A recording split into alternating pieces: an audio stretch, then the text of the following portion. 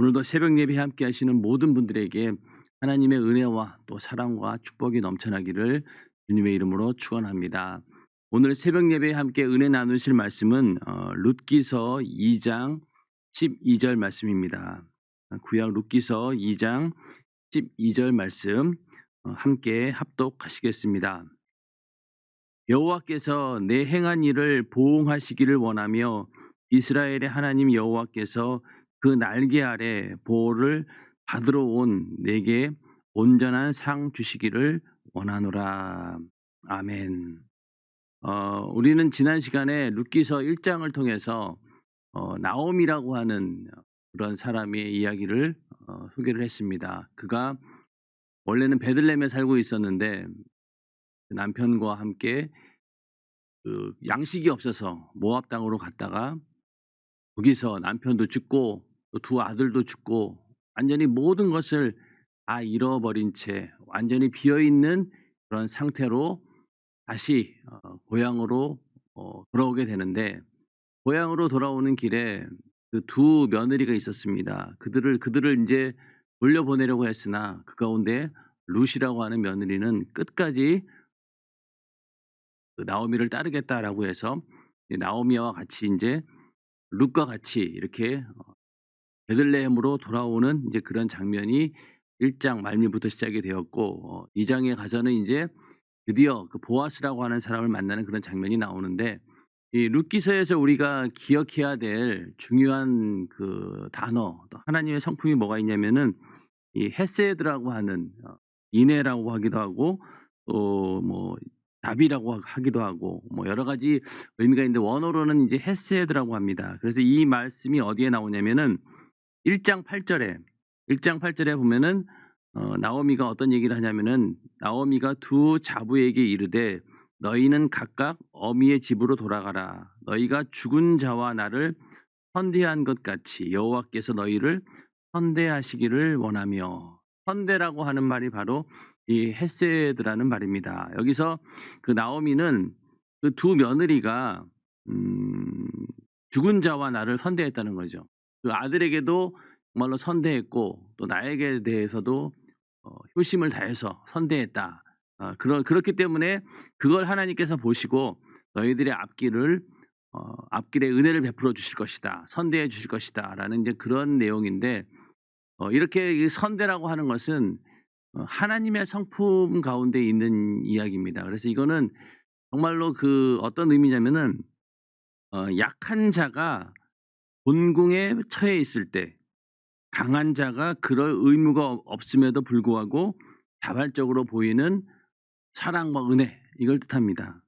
이게 약한 자가 곤궁에 처해져 있을 때 강한 자 입장에서 또 아무런 도와줄 이유가 없는 그런 사람 입장에서 그럼에도 불구하고 자발적으로 보여주는 사랑과 은혜를 말합니다.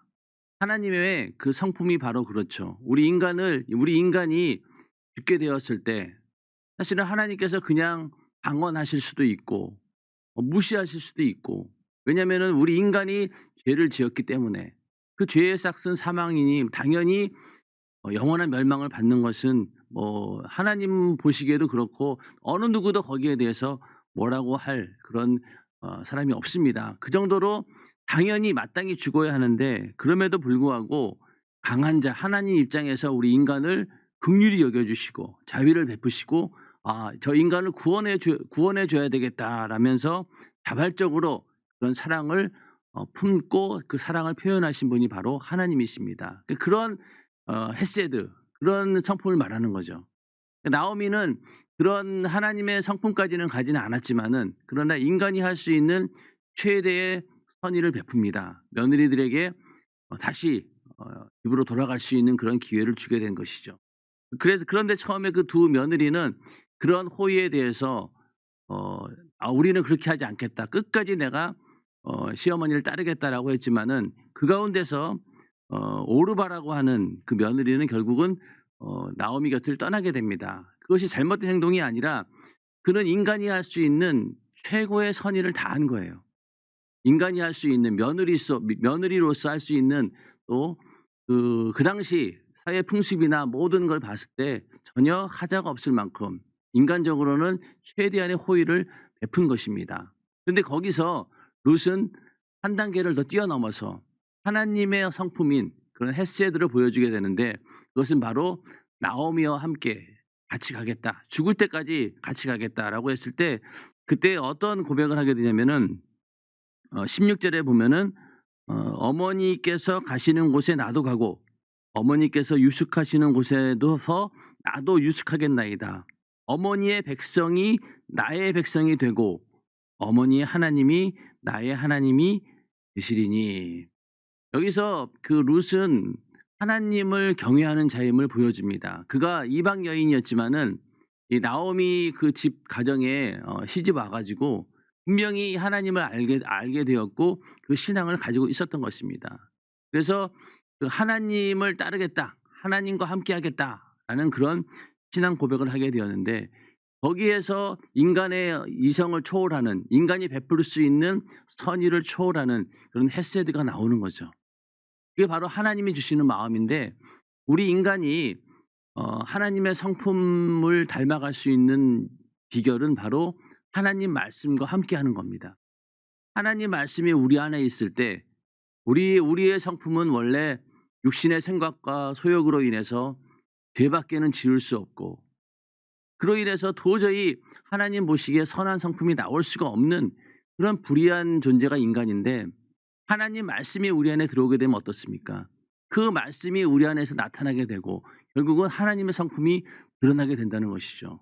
더 나아가서 오늘날 우리는 성령을 받은 자들이기 때문에 우리 안에 성령께서 함께 하시기 때문에 하나님의 성품이 성령으로 드러나게 되어 있습니다. 그게 바로 우리 인간이 누릴 수 있는 최고의 성품, 하나님이 주신 성품을 우리도 소유할 수 있다는 것이죠. 룻은 하나님과 함께 하겠다라고 하는, 어머니가 믿는 그 하나님과 나도 함께 하겠습니다라고 하는 그 고백을 하는 순간에 하나님의 그 섭리 안으로 들어오게 된 거죠. 그러니까 그렇게 할 수 있었던 것도 그 믿음이라고 하는 하나님이 주신 그 마음이 있었기 때문에 그런 것이고, 그 믿음대로 하나님의 섭리 안으로 뛰어들어왔을 때 앞으로 펼쳐지는 모든 일들이 전혀 평탄하거나 앞으로 좋은 일이 있을 것이다, 미래가 밝을 것이다라고 하는 그런 예측을 할 수 없는 그런 상황 가운데 이 룻은 과감히 뛰어든 겁니다. 뭘 보고 뛰어들었을까요? 하나님이라고 하는 그 믿음을, 하나님을 향한 그 믿음을 가지고 그 하나님의 섭리 안으로 뛰어들었던 것입니다. 섭리 속에서는 항상 위기가 따르기 마련이죠. 하나님의 섭리를 이루기 위해서는 여러 힘든 과정들을 거치게 됩니다. 하나님의 섭리라고 하는 것은요, 하나님께서는 자신이 창조하신 만물을 그 계획하신 목적에 합당하게 유지하고 보존하십니다. 그래서 이를 위한 모든 과정을 우리는 하나님의 섭리라고 합니다. 그래서 모든 일들이 하나님께서 계획하고 있었고, 그러한 계획을 이루기 위해서 우리 인간들 가운데 수많은 관계가 형성이 되고 또 그 가운데서 많은 사건들이 일어나게 됩니다. 인간과 인간과의 그 만남 가운데서 일어나는 수많은 일들도 겉으로 봤을 때는 우연히 이루어지고 또 그것이 그냥 생기는 것 같지만은, 그러나 그 가운데 하나님께서는 다 섭리를 가지고 계획한 대로 움직이고 있다라고 하는 얘기입니다. 그런데 이것을 우리 인간들은 하나님에 대한 존재를 알지 못하고 무시하는 자들은 그냥 운명이라고 생각하죠. 운명이다, 이거는 그냥 또 하나는 또 우연히 일어난 일이다, 이렇게 말하겠지만은, 하나님께서는 그 모든 일들을 섬세하게 계획하시고 또 그 계획하신 대로 일을 추진해 나가시는 그런 모든 역사가 우리들의 만남 가운데 있다는 것입니다. 룻도 이렇게 나오미를 쫓아서 베들레헴으로 돌아오는 그 과정에서 그가 선택한 것 같지만은 하나님께서 그 마음을 주셨고 그는 하나님의 섭리 안으로 뛰어들어오게 된 것입니다. 그래서 우리도 하나님 말씀이라고 하는 그 말씀에 순종한다라고 하는 것은 바로 적은 의미에서도 그렇고 큰 의미에서도 그렇고 하나님의 섭리 안으로 들어오는 거죠. 내가 오늘부터 예수를 믿고 주일을 성수하겠다라고 마음 먹기 시작했다라고 하면은 어떻습니까? 이제는 과거와는 전혀 다른 삶의 방식이 시작이 되죠. 그래서 일주일 중에 하루, 그 주일날만큼은 교회에 와서 하루 종일 내가 하나님과 함께하는 그런 시간을 가져야 되겠다. 불신자가 만약 그랬다고 믿음을 가지고 그랬다라고 하면은 하나님의 섭리 안으로 들어온 겁니다. 뿐만 아니라 하나님 말씀을 점점 우리가 더 많이 그 말씀대로 순종하겠다라고 맘먹는 순간 우리는 하나님의 섭리 안으로 더 많이 깊이 들어오게 되는 것입니다. 그래서 우리는 하나님 말씀에 순종한다라고 하는 것은 그만큼 하나님의 섭리 안으로 뛰어들어온다는 거죠. 그때부터 그 하나님의 섭리의 그 길은 고난도 있고 힘들고 어려운 일도 있지만은, 그러나 그 결국은 무엇입니까? 결국은 해피엔딩으로 끝납니다. 하나님의 섭리 안으로 들어오면은 반드시 영혼은 축복을 받게 되어 있습니다. 자, 예수 믿고 우리가 예수를 믿겠다라고 하나님의 섭리 안으로 들어오는 순간부터 어떻습니까?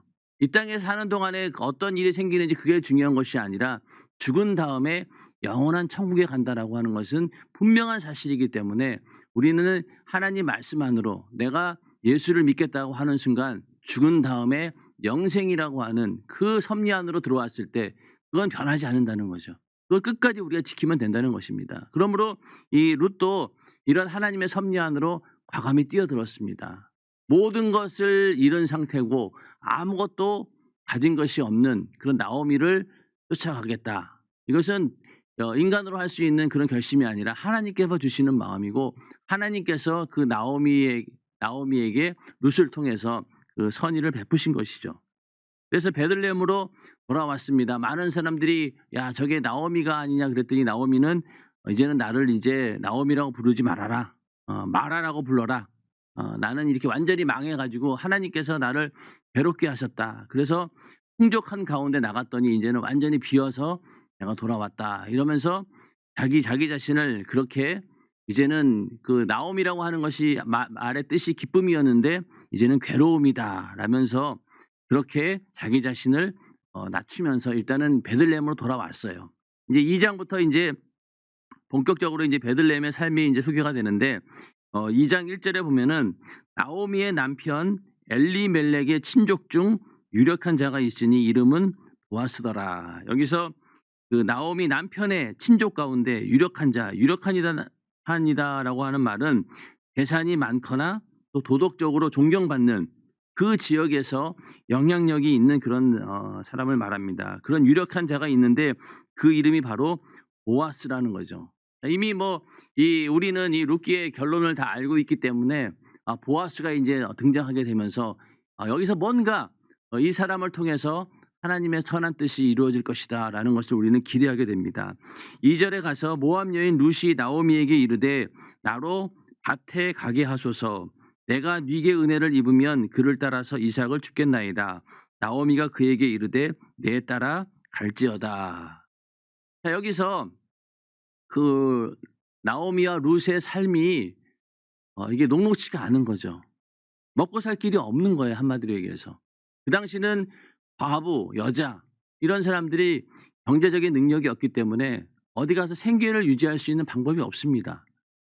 그러니까 이 나오미하고 룻이 일단 베들레헴으로 왔어요. 하나님의 섭리 안으로 뛰어들었지만은 사실은 그 환경 자체는 확 바뀌지 않은 거죠. 우리들이 기대하기에는 이제 나오미가 다시 고향으로 돌아왔고 하나님 품으로 돌아왔으니까, 또 룻도 믿음을 가지고 하나님과 함께 하겠다라고 했으니까 이제부터 좋은 일만 생기고 막 거기서부터 갑자기 막 사건이 생겨가면서 생활의 변화가 생기길 바라겠지만은, 그러나 이 나오미와 룻에게는 별 다른 일이 없었습니다. 오히려 더 현실이 각박했던 거죠. 먹고 살 길이 전혀 없는, 굶어 죽게 된 거예요. 그러니까 이제 가만히 있지 못하고 룻이 이제 밭에 가서 이삭이라도 주어야 되겠다라면서 이제 밭에 나가기 시작합니다.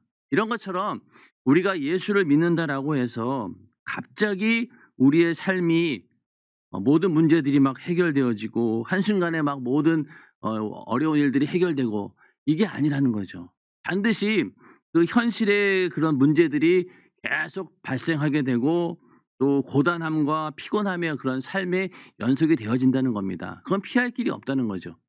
예수를 믿고 우리가 정말로 하나님의 은혜 가운데 축복을 원하지만은 그 축복이라고 하는 것이 당장 주어지는 것이 아니라 많은 이 현실의 삶 가운데서 여러 가지 그런 문제들은 피할 길이 없다는 겁니다. 그래서 우리는 항상 예수 믿고 나서 기대해야 될 것이 뭐냐면은 이 땅에서 내가 가지고 있는 어떤 문제들을 해결한다. 그런 바람보다는 내 영혼의 때에 부유를 위해서 준비한다. 라는 그런 믿음을 가지고 우리는 신앙생활을 해야 되는 것이지, 이 나오미와 룻도 이 고향으로 왔을 때 뭘 기대했겠어요. 사실은 하나님을 향해 돌아온다라고 했지만은, 그러나 그는 그런 것을 기대하지 않았습니다. 다만 여기서 어떻게든 살아남기 위해서 하루하루를 힘겹게 그냥 보내야 되는 그런 처지였던 것이죠. 우리도 마찬가지로 예수 믿는다고 해서 갑자기 순식간에 모든 문제들이 해결되는 것이 아니라 하나님의 때가 있다는 겁니다. 그 때가 이를 때까지 우리는 참고 인내하면서 현실의 삶을 묵묵하게 살아내야 된다는 겁니다. 그게 바로 올바른 그리스도인들의 삶입니다. 우리의 삶 가운데 하나님이 역사하시되 그 역사를 기다릴 수 있는 인내함이 우리 안에 있기를 주님의 이름으로 축원합니다. 그렇게 해서 이제 그 이삭을 주우러 가게 되는데, 이 이삭을 주우러 간다라고 하는 것은요, 그 당시 그 율법으로는 이런 게 있죠. 그러니까 하층민들을 위해서 이삭을 일부러 남겨놓는 거예요.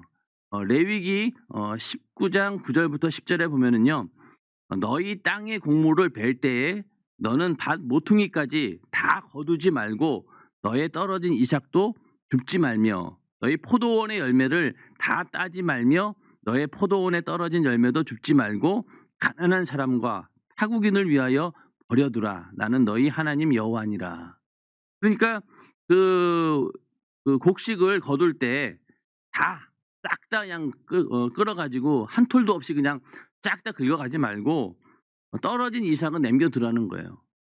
이 곡식을 추수하다 보면은 옮기는 과정 가운데서 이삭이 떨어질 수도 있잖아요. 그러면 그 떨어진 이삭을 너희가 싹 줍지 말고 남겨두라는 겁니다. 포도원의 열매도 마찬가지로 다 따지 말고 떨어진 열매는 줍지 말라는 거예요. 그걸 누구를 위해 남겨두었냐면은 가난한 사람과 타국인을 위하여 버려두라는 거예요. 왜냐면은 이 가난한 사람, 타국인들, 이런 사람들은 경제적인 능력이 없기 때문에 그렇게 해서라도 생계를 유지해야 된다는 겁니다. 그러니까 하나님께서 율법을 통해서 그 당시 그 하층민들, 생계 능력이 없는 그런 사람들을 위해서 나름대로 복지 정책을 만들어 놓으신 거예요. 그러니까 그 떨어진 이삭을 주어서 그걸로 연명할 수 있게 하나님께서 율법을 통해서 제도적으로 그런 장치를 마련해 놓은 것입니다. 룻은 그런 어떤 율법을 알고 있었던 거죠. 이 하나님 말씀에 떨어진 이삭은 주어 갈 수 있겠구나. 그런 게 어디서 나왔겠어요. 하나님 말씀을 알고 있었다는 거죠. 그래서 하나님 말씀대로 여기도 베들레헴이니까 유대인들이 사는 곳이니까 반드시 그런 일들이 행해지겠구나. 그래서 어디 가서 이삭을 주어서 그걸로 생계를 유지해야겠다라면서 이제 이삭을 주우러 가게 되는 것입니다. 그런데 그 당시가 어떤 시대라고 했습니까? 사사시대. 모든 사람들이 자기 마음대로 막 하려고 하는, 왕이 없음으로 하나님이 없기 때문에 자기들 마음대로 하려고 하는 그런 시대였기 때문에 아마도 이 당시 베들레헴이라 할지라도 그 룻이 돌아다니던 그 밭 가운데는 어쩌면은 이렇게 이삭을 남겨놓지 않고 싹 다 거두어간 그런 사람들도 있었을 것입니다. 왜? 하나님의 말씀을 무시하며 사는 사람들이 있었기 때문에 이렇게 이삭을 남겨놓지 않고 싹 다 걷어가고 또 이삭을 주우러 오지 못하도록 그렇게 막는 그런 사람들도 있었을 것입니다. 그 가운데서 이제 룻은 여기저기 다니면서 이제 이삭을 줍게 되었습니다. 3절에 가서 룻이 가서 베는 자를 따라 밭에서 이삭을 줍는데 우연히 엘리멜렉의 친족 보아스에게 속한 밭에 이르렀더라. 여기 있는 이 말씀을 보면은 여기저기 다닌 거예요. 여기저기 이삭을 주우러 다니다가 우연히 엘리멜렉의 친족 보아스에게 속한 밭에 이르는 겁니다.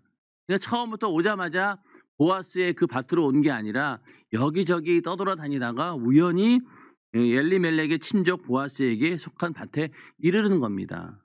그러니까 그만큼 여기저기 돌아다녔다는 이유는 그만큼 풍족하게 또 계속해서 얻을 수 있는 이삭이 없었다는 얘기죠. 그 얘기는 아까 말씀드린 것처럼 이스라엘 사람들이 하나님의 율법을 온전히 지키고 있지 않았다는 겁니다.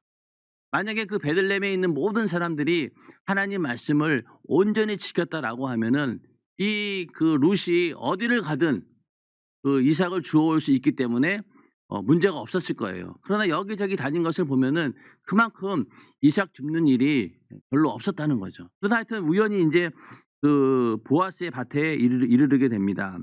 그다음에 4절에 가서 마침 보아스가 베들레헴에서부터 와서 베는 자들에게 이르되 여호와께서 너희와 함께 하시기를 원하노라. 그들이 대답하되 여호와께서 당신에게 복 주시기를 원하나이다. 여기서 베는 자들은 이제 곡식을 이제 추수하는 자들이겠죠. 그런데 이제 그 베는 자를 따라서 이제 룻이 온 거죠. 그러면서 이 보아스가 그들에게 이제 축복하면서 이제 추수를 시작하게 되는데 여기서 보면은 3절에 우연히 또 4절에 마침 이런 말이 나옵니다. 우연히 엘리멜렉의 친족 보아스에게 속한 밭에 룻은 가게 되었고 그다음에 또 마침 그때 보아스가 베들레헴에 와서 룻이 있는 그 자리에 있었다는 거예요. 여기서 우연히 마침 이 모든 말이 우리 인간의 언어로는 우연히 때마침 뭐 이렇게 기록이 되었지만은 이것이 다 어떤 의미입니까? 바로 하나님의 섭리가 이루어지고 있다는 거죠. 우리 인간의 눈으로 봤을 때는 우연한 일이었고 또 그 우연한 상황 가운데 때마침 보아스가 온 겁니다. 이 모든 일들이 그냥 우연히 일어나고 또 그냥 뭐 늘 일어나는 일처럼 보였지만은 그러나 그 가운데는 하나님의 섬세한 섭리가 있었다는 거죠. 그러므로 우리의 삶 가운데 일어나는 수많은 만남과 또 수많은 사건들 이 모든 것들이 그냥 이루어진 일들이 아니라는 겁니다. 그래서 우리가 만약에 그 모든 상황들을 다 알 수는 없어요. 우리가 매 움직일 때마다 이것이 하나님께서 계획하신 일인지 아닌지 우리는 알 수 없습니다. 그러나 인생 다 마치고 나서 죽음을 맞이할 때 모든 일을 주님께서 하셨습니다. 그저 저는 감사할 뿐입니다. 이런 고백, 그러면서 모든 일들을 하나님께 영광 올려드리는 그것이 우리의 고백이 되어야 되는 것이죠. 그러므로 지금까지 지내온 모든 일들 하나하나가 그냥 우연이 아니었다는 거죠. 다 하나님께서 섭리하시고 하나님께서 계획하신 일이었다는 겁니다. 우리는 그것을 그냥 하루하루 살아가면서 그것을 겪어갈 뿐이죠. 그 가운데서 어떤 경우에는 하나님의 의도와는 다른 방향으로 갈 때도 있겠죠. 하나님께서 원치 않는 죄악의 길을 갈 때도 있을 겁니다. 그러나 결국 우리가 만약에 하나님께로 다시 돌아온다라고 하면은 하나님께서는 그러한 실패와 또 성공과 수많은 삶의 희로애락을 통해서 하나님의 선한 뜻을 이루어 간다라고 하는 것입니다. 우리는 그 가운데서 정말로 지혜로운 사람이라고 한다면은 그 모든 삶의 과정 가운데서 하나님께서 인정하실 만한 그런 하나님 말씀을 지지하면서 그 말씀대로 살아가는 삶을 살아갈 때 그나마 우리는 실수를 줄일 수 있다는 겁니다. 만약에 우리가 전혀 엉뚱한 방향으로 가서 결국 돌이키지 못한다라고 하면 어떻게 되겠습니까? 그럼 우리는 그렇게 되지 않도록 끊임없이 하나님 말씀이라고 하는 그 틀 속에 우리의 삶을 끼워 맞춰야 되는 거예요. 그래야지만이 온전히 하나님의 뜻대로 우리는 살아갈 수 있다는 겁니다. 자, 룻은 우연히 그 보아스의 밭으로 왔겠지만은 그가 보아스를 만날 수 있었던 결정적인 이유가 무엇입니까? 하나님의 율법이라고 하는 그 율법의 제도 안으로 들어온 거예요. 만약에 이 룻이라고 하는 여인이 다른 방법으로 생계 수단을 찾을 수도 있겠죠.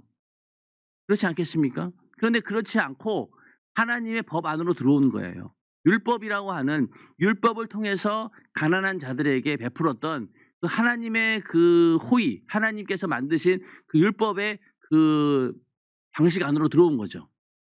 그래서 이삭을 줍는다라고 하는 것이 바로 그런 의미니까. 그렇게 해서 하나님의 섭리 안으로 들어왔기 때문에 거기서 또 다른 하나님의 위대한 섭리 보아스를 만나게 된 겁니다.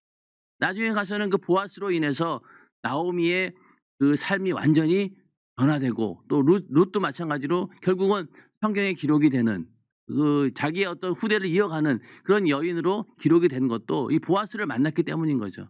근데 보아스를 만났던 결정적인 이유가 다 어디에서 왔느냐? 첫 번째는 어머니가 믿는 그 하나님을 나도 믿겠습니다. 나도 함께 가겠습니다라고 하는 그 믿음. 그다음에 이삭을 줍는다라고 하는 하나님의 율법 안으로 들어왔다는 거죠. 거기서 보아스를 만나게 된 겁니다. 그러므로 우리의 삶도 하나님 말씀과 함께할 때 뭔가 해결책이 생기게 되고 그 가운데서 뭔가 하나님의 섭리가 이루어지는 것이지, 하나님 말씀과 하나님의 뜻을 벗어나서는 절대로 우리의 삶은 성공할 수 없다는 겁니다. 룻은 별거 아니지만은 일단은 시작을 그렇게 했다는 거예요. 이삭 줍는 걸로부터. 그랬더니 거기서 놀라운 하나님의 축복이 있었는데 그 모든 일들이 우연히 마침 이런 식으로 이루어졌다는 거죠. 그래서 거기서 우연히 룻은 여러 밭을 돌아다니다가 보아스의 밭으로 왔고, 또 그 룻이 왔던 그날 또 보아스가 거기로 온 거예요. 그래서 둘 만남이 이제 이루어지게 됩니다. 5절에 가서요. 보아스가 베는 자들을 거느린 사환에게 이르되 이는 네 소녀냐? 베는 자를 거느린 사환이 대답하여 가로되 이는 나오미와 함께 모압 지방에서 돌아온 모압 소녀인데 그의 말이 나로 베는 자를 따라 단 사이에서 이삭을 죽게 하소서 하였고 아침부터 와서는 잠시 집에서 쉰 외에 지금까지 계속하는 중이니이다. 그러니까 보아스가 눈에 이제 그 못 보던 그 룻이라고 하는 여인이 이제 들어온 소녀라고 한 거 보니까 굉장히 이제 룻의 나이가 그렇게 많지 않았던 거죠. 그리고 보아스는 또 나이가 좀 많은 그런 사람이었습니다. 그래서 보니까 이제 눈에 모르던 그런 여자아이가 있으니까 이제 물어보는 거죠. 그랬더니 그 사람이 나오미와 함께 모압에서 돌아온 모압 소녀다. 이방인이라는 얘기를 분명히 해 주었고, 그의 말이 이제 이삭을 죽게 해 달라고 요청을 했었고, 그다음에 쭉 보아하니까 아침부터 지금까지 잠깐 쉰 거 외에는 계속해서 이삭을 죽고 있는 중이다. 이러면서 그 룻이 어떤 여자인지 대해서 알려줍니다. 근데 분명히 그 사환이 굉장히 좋은 인상을 가지고 소개를 합니다. 이렇게 성실한 자고, 그리고 또 그 돌아온 배경, 나오미와 함께 먼 이방 땅에서 왔다라고 하는, 모압 지방에 왔다라고 하는 그런 스토리, 이런 것들을 다 얘기해 주면서 굉장히 좋은 호의를 가질 수 있도록 소개해 주었다라고 하는 것은 룻이 그만큼 거기에서 성실하게 자기 일을 하고 있었다라는 그런 것을 우리는 알 수 있습니다. 8절에 가서 보아스가 룻에게 이르되 내 따라 들으라. 이삭을 주우러 다른 밭으로 가지 말며 여기서 떠나지 말고 나의 소녀들과 함께 있으라. 그들의 베는 밭을 보고 그들을 따르라. 내가 그 소년들에게 명하여 너를 건드리지 말라 하였느니라. 목이 마르거든 그릇에 가서 소년들의 기로운 것을 마실지니라. 여기서 이제 보아스가 이제 처음으로 이제 룻과 만남이 이루어지게 됩니다. 근데 만나자마자 내 딸아 이렇게 한 걸 보니까, 만약에 보아스가 이 룻과 대충 나이가 비슷하다라고 하면은 이 룻에게 내 딸아 이러겠어요? 요 말을 통해서 이 보아스는 굉장히 나이가 많은 사람이에요. 룻은 굉장히 어린, 나이 차이가 많이 난다는 얘기죠. 그러니까 한마디로 얘기해서 나중에 이제 둘이 그 결혼을 하게 되지만은 이게 좀 나이로 맞지 않는 그런 상태입니다.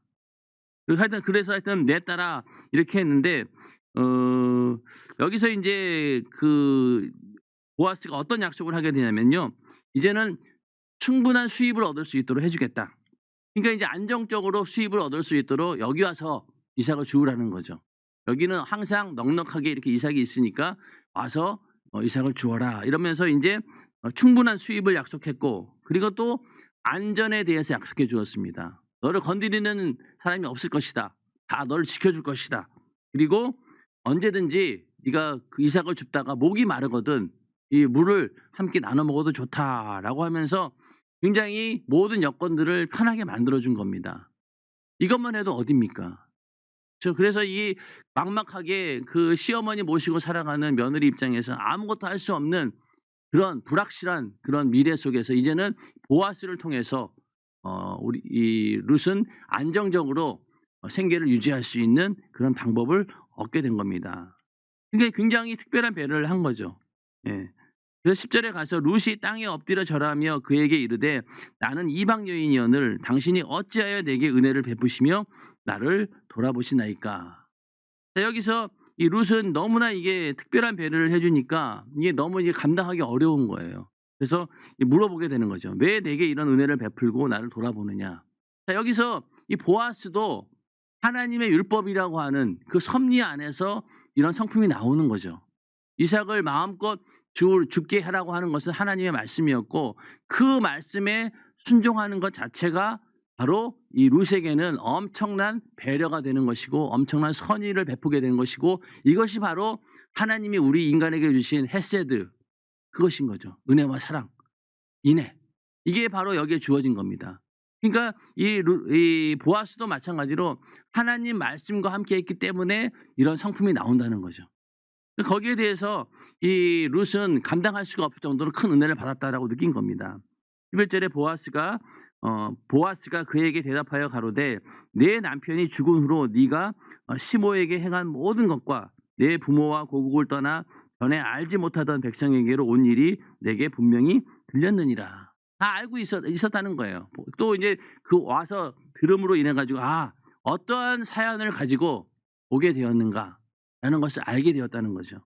그러면은 결국은 이 나오미가 어떤 사람이었는지 그 남편이 어떤 사람이었는지 다 안다는 얘기죠. 자기가 친족이니까. 다 알고 이제 거기에 대해서 좋은 평가를 가지고 있었다는 겁니다. 왜냐면은 그 낯선 땅에서 그 자기 남편이 죽었음에도 불구하고 끝까지 나오미를 쫓아왔다는 그 자체가 이 보아스에게는 굉장히 감동적인 이야기였던 거죠. '야 어떻게 저렇게 할 수 있을까?' 그러면서 그 사실에 대해서 굉장히 감동받고 있었고 또 주변 사람들도 그 일에 대해서 굉장히 높이 평가하고 있었다는 겁니다. 룻이라고 하는 여인이 '야 저 여인이 충분히 자기 살 길을 찾아서 갈 수 있었는데 저렇게 온 걸 보니까 참 대단하구나. 참 믿음 좋네.' 이렇게 얘기를 했겠죠. 그래서 결국은 그 하나님께서 이 보아스를 통해서 그런 하나님의 선의를 보이신 것은 바로 룻이 나오미를 향한 그 헤세드 선한 행동을 했기 때문에 가능한 거죠. 그러니까 룻이 나오미를 향해서 이 헤세드라고 하는 하나님의 성품을 보여주었기 때문에 하나님께서는 거기에 합당한 그런 또 긍휼을 베푸신 겁니다. 하나님의 마음을 감동시킨 거죠. 그러니까 룻이 그 나오미를 쫓아와서 베들레헴으로 와 가지고 이렇게 하나님 말씀 안으로 들어왔기 때문에 하나님께서는 그 룻을 어 이거를 간과할 수가 없는 거예요. 왜? 자기의 은혜 안으로 들어왔는데 당연히 보살펴 줘야 되는 거죠. 그래서 하나님께서도 이 룻에 대해서 이제는 긍휼을 베푸시게 되는데 그게 바로 어디에서 시작이 되느냐? 이 보아스와의 만남에서 시작이 되는 겁니다. 12절에 가서 여호와께서 내 행한 일을 보응하시기를 원하며 이스라엘의 하나님 여호와께서 그 날개 아래 보호를 받으러 온 내게 온전한 상 주시기를 원하노라. 그러니까 룻은 하나님을 자신의 피난처로 삼은 거죠. 그걸 이제 보아스는 안 거예요. 네가 이렇게 하나님의 그 날개 아래 보호를 받으러 왔다. 그렇기 때문에 너는 반드시 하나님께서 그에 합당한 상을 주실 것이다. 너를 지켜주시고 보호해 주실 것이다. 라고 약속하신 것입니다. 그러니까 하나님께서는 그 자기의 은혜 안으로 자기의 어떤 보호 안으로 들어오려고 하는 그런 룻을 밀쳐낼 수가 없는 거죠. 왜? 하나님은 그런 성품을 가지고 있기 때문에. 바깥에 이렇게 죄에 벗어난 인간들도 끌어당겨 가지고 끌어오고자 하는 분이 바로 하나님이신데 자기의 그 하나님의 은혜 안으로 하나님의 보호 안으로 비집고 들어오는 룻을 어떻게 거절할 수 있겠냐는 거죠. 오히려 더 벌썩 안았겠죠. 상자가 바깥으로 나가 놀 때 하나님의 그 아버지 입장에서는 어떻겠어요? 마음만 졸이는 거죠.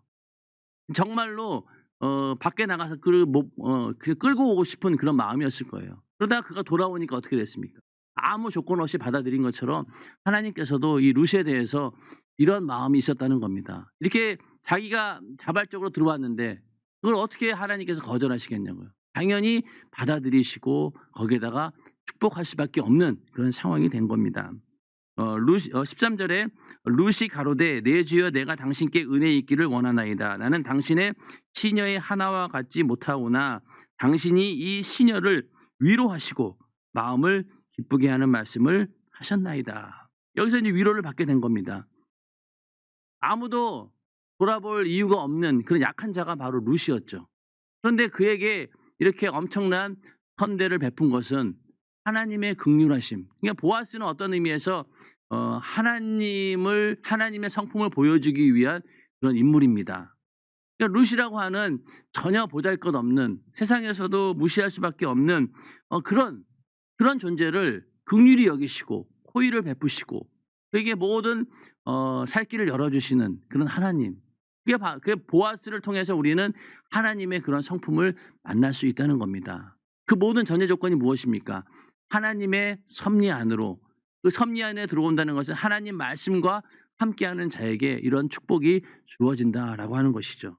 그래서 이 룻은 하나님의 섭리 안으로 들어온 거예요. 하나님의 그 날개 보호 안으로 들어온 겁니다. 하나님께서는 그를 품어주신 거죠.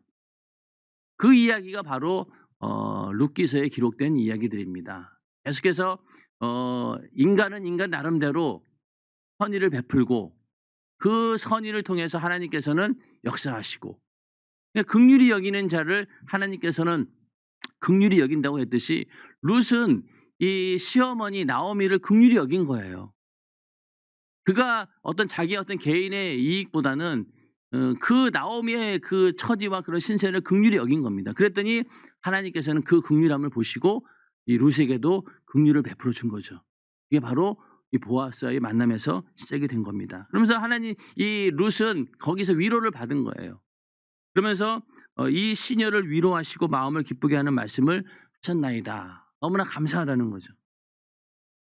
데살로니가 전서 1장 2절부터 4절에 보면은요.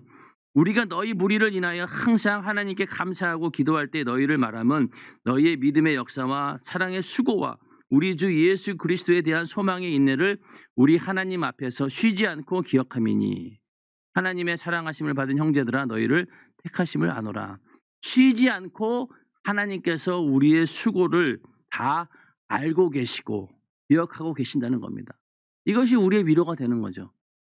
우리가 하고 있는 모든 일들, 작은 일이나 큰 일이나 우리의 모든 일상을 하나님께서 기억하시고 또 지켜보고 계시고 그 가운데서 우리를 어떻게 하면 도와주실까라고 노심초사하시는 분이 바로 하나님이시기 때문에 우리는 절대로 어떤 상황 가운데 있다 할지라도 우리는 좌절할 필요가 없다는 겁니다. 하나님께서 그 모든 내용들을 알고 계신다는 거죠. 그것이 바로 위로가 된다는 겁니다. 이 룻은 이 보아스가 한 말을 쭉 듣고 너무 위로가 된 거예요. 자신의 처지를 너무나 잘 이해하고 있고 또 이렇게 될 수밖에 없는 그런 형편들을 너무나 잘 알고 호의를 베푼 보아스에 대해서 너무너무 감사한 거죠. 마찬가지로 우리도 하나님과의 관계 속에서 하나님께서 우리의 모든 것을 다 알고 계시고 언제든지 도와줄 준비가 되어 있는 그런 분이 바로 우리 하나님 아버지시다라고 할 때 우리는 그 자체가 얼마나 큰 위로가 되겠습니까? 당장 하나님께서 이 문제를 해결해 주지 않는다 하더라도 분명히 하나님께서는 어떤 계획이 있으시다. 하나님의 섭리는 분명히 이루어지게 되어 있다라는 그런 믿음만 있다라고 하면은 우리는 이 현실의 어두운 그런 상황 가운데서 절대로 좌절할 이유가 없습니다. 오히려 그 가운데서 우리의 믿음이 더 견고하게 되어 점점 하나님의 섭리 안으로 깊이 들어갈 때 그때 하나님께서는 반드시 역사하시고 그 이루어가는 그 모든 과정 가운데서 우리에게 넘치는 위로를 주시는 분이 바로 하나님이십니다. 우리는 오늘 읽으신 말씀을 통해서 먼저는 우리가 하나님의 섭리 안으로 하나님의 그 날개 보호 안으로 일단은 들어가야 됩니다.